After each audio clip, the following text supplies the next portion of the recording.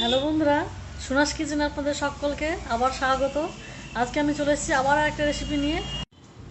এই দেখুন বন্ধুরা, এই একটা জিনিস ফেলে দেওয়া জিনিস, এই ফেলে দেওয়া জিনিস দিয়ে খুব সুন্দর একটা স্ন্যাক্স বানিয়ে দেখাবো আপনাদেরকে।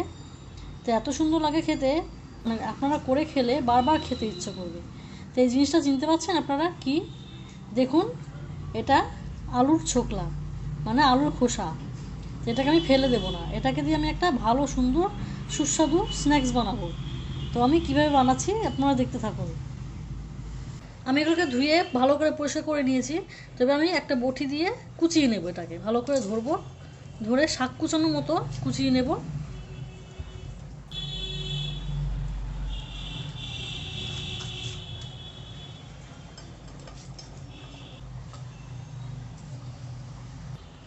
তো এই দেখুন, আমি ভালো করে ধরে নিয়েছি শক্ত করে। এবার আমি এটাকে কুচিয়ে নেব। এই দেখুন, এইভাবে আমি কুচিয়ে নেব, বেশি খুব কুচানোর দরকার নেই।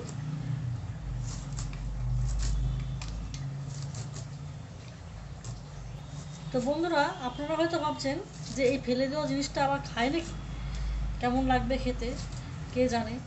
তো আপনারা একবার খেয়ে দেখবেন। তা আমরা এর আগে শুনেছি যে ডাক্তারদের মুখেই শুনেছি যে আলুর ছোকলা নাকি খুব উপকারী জিনিস। এটা নাকি খুব, মানে আলুর থেকে উপকারী।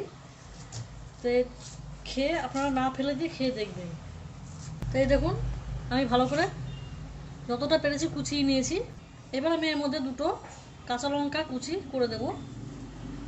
মাঝখান থেকে ফেলে নিলে লঙ্কাটা ভালো ঝালটা বেরিয়ে যায়। দেখুন, এরকম কুচিয়ে নেব। এবার আমি এতে দেব, দেখুন, ধনে পাতা কুচি। এই ধনে পাতা অপশনাল, আপনাদের যদি পছন্দ না হয় তাহলে আপনারা না দিতেও পারেন। তো ধনে পাতাটা আমি এবার কুচিয়ে দেব।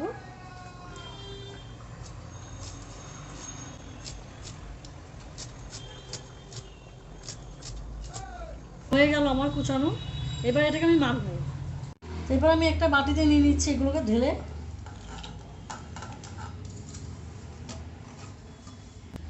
এর মধ্যে দেব প্রথমে কালো জিরা, হলুদ দিচ্ছি পরিমাণ মতো, লবণ দিচ্ছি পরিমাণ মতো, আর দেব এই যে দেখুন, আমি চালের গুঁড়ো, মানে চাল বেটে নিয়েছি, চাল ভিজিয়ে রেখেছিলাম। যে কোনো চাল হলেই চলবে, এটা আমি আতপ চাল ভিজিয়ে বেটে নিয়েছি। তো আপনারা ভাতে খাওয়া চাল দিয়েও করতে পারেন বা চালের গুঁড়ো দিয়েও করতে পারেন। আমি এবার এটা পরিমাণ মতো দেব।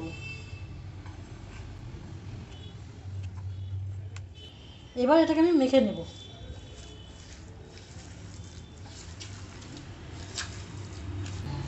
দেখুন, ঠিক এরকমভাবে মাখাটা আমার মাখা হয়ে গেল। চলুন এবার আমি ভাজা শুরু করে দিই। কড়াইতে তেল গরম বসিয়ে দিয়েছি, তেলটা গরম হয়ে গেছে। এরকম করে করে আমি দিয়ে দেবো এটা, হাত দিয়ে একটু চ্যাপটা করে দেবো। গ্যাসটাকে মিডিয়াম করে রাখবো, নাহলে ভেতরটা সেদ্ধ হবে না, আস্তে আস্তে হবে এটা। ব্যাস, এটা আস্তে আস্তে হতে থাকবে। এবার আমি এটাকে উল্টে দেব। একটা পিঠ হয়ে গেছে। ব্যাস, হয়ে গেছে আমার মচমচে আলুর ছোকলার পকোড়া। এবার আমি এটা তুলে নেব।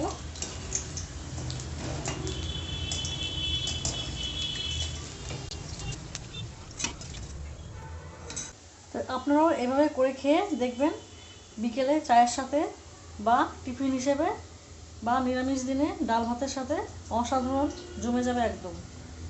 তো প্লিজ আপনারা এটা খেয়ে আমাকে কমেন্ট করে জানাবেন যে কেমন লাগলো।